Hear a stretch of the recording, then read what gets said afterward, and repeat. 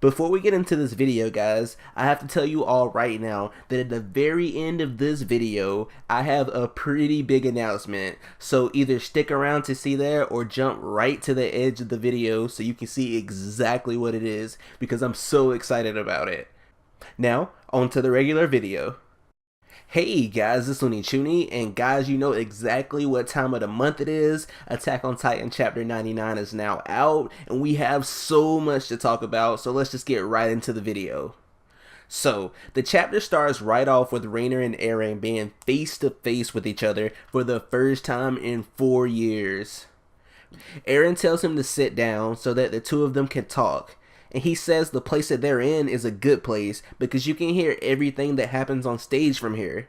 But he also threatens him by saying that this is just a normal residential building that is located to the back of the stage, and that there are many innocent people here who are in their homes watching the play, right on top of them, before exposing his hand with a fresh knife cut on it.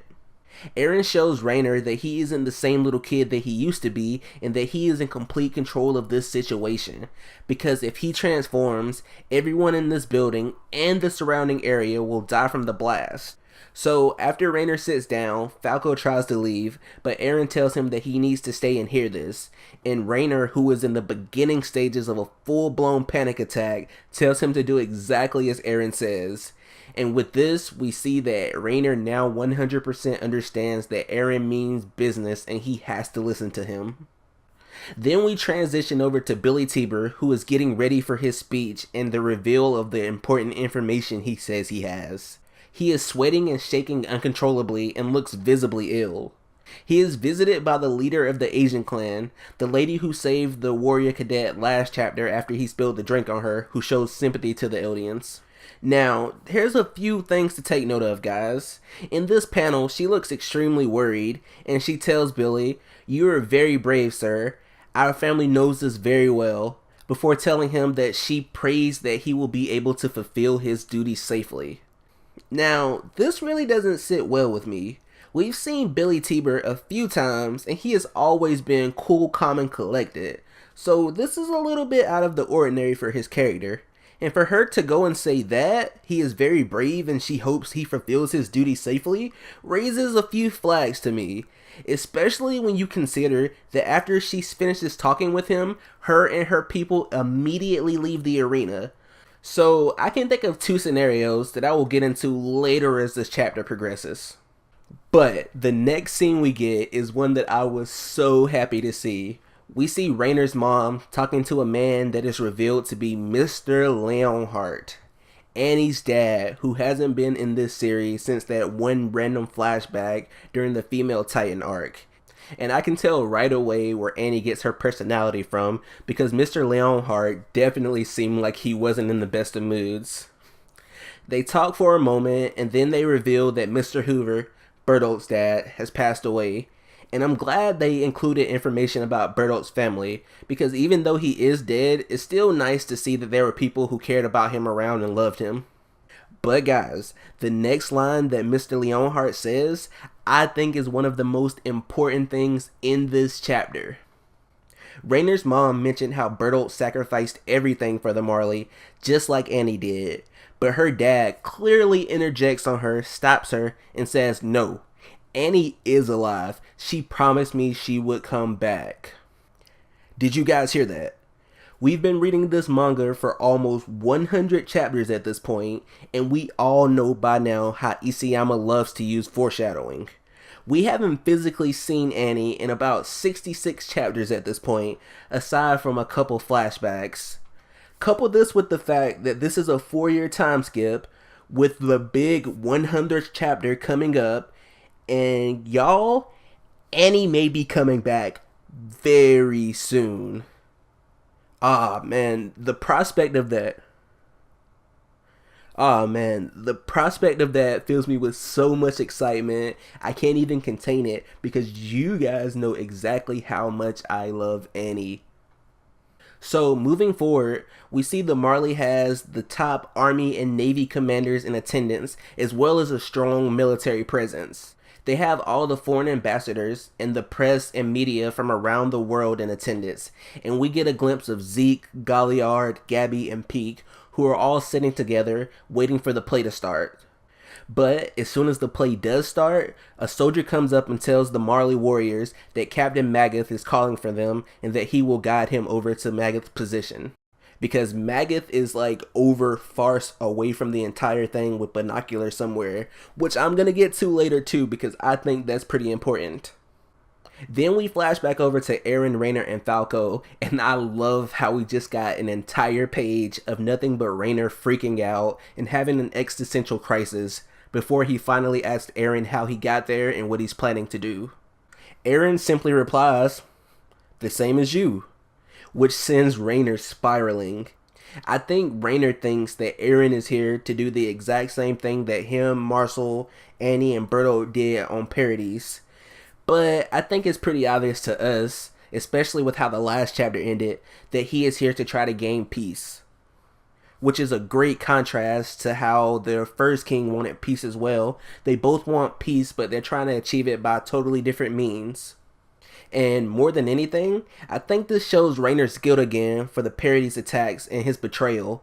But Eren does look pretty crazy in this chapter, so I can totally see why Reiner is freaking out. With the bandage wrapped around his head and his eyes are like all big, I might be the exact same way if I was in Reiner's shoes. This man looks homicidal at this point. So the play finally starts with Willy Tybur retelling the story of the Great Titan War and the hero of the Marley who saved humanity, which I recommend you guys go read because even though we have heard it before, it gives a lot of details about the Marley brainwashing, including how they think they forced King Fritz to leave the walls, even though we know that's not true. While this story is being told, Eren speaks to Reiner and says that isn't this the reason you attacked the walls? You were trying to save the world, weren't you, Reiner? 4 clueless kids were dumped on Parodies, and they didn't know anything, which throws Reiner completely off guard, because I think at this point, he realizes that Eren is actually here to talk to him, and that he knows something, so he stops his cowering and finally decides to listen to Eren and what he has to say. Now, this next scene we got was extremely out of place for me, and I'm wondering if it's going to be relevant next chapter.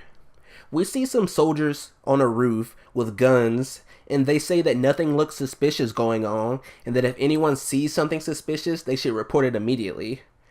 And I have a few ideas of where this could be headed, so we'll just talk about that later on too. We then go back to the Marley warriors and the soldier who is leading them. He tells Zeke to continue on to the main gate and for Galliard and Peak to follow him, which instantly makes Peak suspicious. Now, we've seen how smart Peak is on multiple occasions, and I'm glad that this chapter showcases it even more. She tells the soldier that she feels like she's seen him somewhere before, and the soldier hurries up and replies back and says that they aren't from the Marley, and that they've been temporarily recruited for guard duty, before calling her Eldian garbage, which I was pretty mad about because Peak's one of my favorite girls, so soldier, you're gonna have to see me. And this is where she clearly suspects him. The warriors are held in high regard, and for him to openly disrespect her as someone who works under Captain Magath is unacceptable. And she only replies back and says that, hey, that's a nice beard you got there. Which I'm assuming means she knows who this person is. They then run into the squad who accompanies Peak while she's in the Cartman Titan form. She races up and hugs one of them, which throws everybody off because that's very unlike her. She says that all of them share a great bond, so it's not a big deal. Now, I think that what happened here is pretty clear. Peak isn't stupid, and we know how smart she is. So I think that when she hugged that random soldier, she actually whispered something in his ear that something sketchy was going on and that she needed to go get help right away because this guy is up to no good and he may be trying to do something bad to them. Which may explain why after she hugged the guy, he had such a terrified look on his face. But I mean, honestly, Peak is super freaking cute, and if she was to come up and hug me like that out of nowhere, I might be terrified too. But I think my first point makes more sense. So they finally reach their destination and they end up in an empty room, but as soon as Peak and Galliard step inside the room, the mysterious soldier cuts the rope and exposes a trapdoor which Galliard and Peak fall into. But as they are falling, Galliard is looking down, but Peak, my girl Peak, instead of looking down where she's falling, she looks at the soldier's face the entire time. She knew something like this was gonna happen, and I think that's why she told that soldier to go get help, and she wants to be able to identify this soldier when it comes to it later on. And guys, now it's fan theory time. Who is this mysterious soldier? Now, we all know that Eren has infiltrated the Marley. He also said a few chapters ago that he was sending mail to his family to let them know he was safe. The Marley government is not going to deliver mail to Paradis, so besides Zeke, the only family that he has are the Survey Corps, which means that they may have also secretly infiltrated the Marley as well. Now, Peak says this soldier looks familiar, and at first glance, this soldier looked exactly like Armin to me, but I don't think she saw him because he was burned up at the time when she came to rescue Reiner, wasn't he? So that leaves only two options, Connie or John. Since it's been 4 years and they've all grown, it's hard to tell which one it was, but I'm excited either way to find out because I would be fine with either option. And I see that some people have another theory that the soldier up on stage with Willy Tybur is either Mikasa, Sasha, or John. So either way, chapter 100, things are about to go down. Flashback over, and Falco has finally realized that Mr. Kruger isn't the person he says he is. He starts going through the math in his head and realizes that 4 years ago, Reiner was still on Paradis Island. So if this person met Reiner 4 years ago, he has to be from the evil Paradis Devil Island. Now, here's where this chapter blew my mind. Billy tells the audience that the story about the Marleyan hero saving humanity and defeating King Fritz is a lie. And he tells them the true story about what really happened. How King Fritz chose to leave and go to Paradis, but with a few new details that we didn't know about before. It turns out that King Fritz always hated violence, and as soon as he inherited the original Titan power, he conspired with the Warhammer Titan to put an end to the Great Titan War once and for all. He speaks about how King Fritz left a note behind detailing the Titans in the wall would destroy the world if they were ever disturbed, but it turns out that's not really what King Fritz wanted to happen. And to make sure that everyone who inherited his Titan power every 13 years would continue with his ideals, he made an oath to renounce all war. Now, this oath only affects those of the royal bloodline, but since the only people who can fully use the original Titan power are those of the royal bloodline, and they constantly pass it down through the bloodline, everyone has been affected by this constraint. And immediately after I heard this, my mind went straight back to Frida Reese. Grisha broke in and begged and pleaded for her to fight back against the invaders, but she refused no matter how much damage was being done. Now we know that she had no choice but to refuse because of this oath left on by the royal bloodline. And I remember how people in the story talk about the people who gained the original Titan power, personalities changed as soon as they got it. They lose all of their motivations that they had prior, and they become tied down by the first king's will. So that explains a lot more of that now. Billy goes on to talk about how King Fritz's true goal was peace for everyone, and he was the one who saved the world. In the note that he left behind, King Fritz said that if in the future, the rest of the world decides to come and destroy every single Eldian and take away the original Titan power, that he will accept it because of all the terrible things that the Eldians have done. But until that day comes, he hopes that the people inside of the walls will be able to enjoy a momentarily peaceful safe haven. Ah man, King Fritz was a actually really good guy, despite everything we thought about him to this point.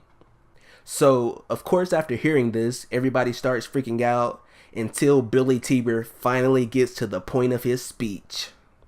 He says that a revolt has taken place in Paradise and that the original Titan was stolen, so now the world's peace is at stake, and that they must destroy the threat to the peace of the world and kill the traitor by the name of Eren Yeager. Whew. So I knew that Reiner told them everything, but to hear him vocalize about how he wants to kill Eren, and Eren is literally less than 3 minutes away from him, just blows my mind. The chapter ends with Eren and Reiner listening to the speech of Tybur's with a now petrified Falco, and the words, "the man willing to fight, injured or not," is right here. There is so many things I want to talk about, but I've already talked your heads off enough, so maybe I'll cut this short and make another video about it sometime soon, because, man, we should actually do a live stream discussion about this. If that's something you guys would be interested in seeing, please comment down below and let me know, because I would love to do it. I mean, what are Willy Tybur's true goals here? Do you guys think that he is planning to plant false flags by attacking the crowd and blaming it on Eren? And Eren and them are going to have to stop him? What do you guys think Eren is planning to do? Eren didn't come here alone, but that makes me wonder how and what his plans are. Is Zeke in on this whole fiasco? Is he planning to take Willy Tybur down? Are we going to see a Titan fight next chapter? Oh my god, I hope so. I have no idea what's about to happen, and I hate that we have to wait another month for this. But you know what you don't have to wait another month for? This was my announcement I talked about earlier. In celebration of Attack on Titan's 100th chapter, I am doing a giveaway. I will have more details about it on a video later this week, but those of you who watch my videos, you guys have a high chance to win something, and we got some pretty good things, so you guys will definitely see that.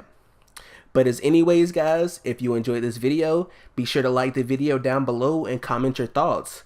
Be sure to stay subscribed for more Attack on Titan content and to be entered for this giveaway. And yeah, until the next video, guys, best wishes.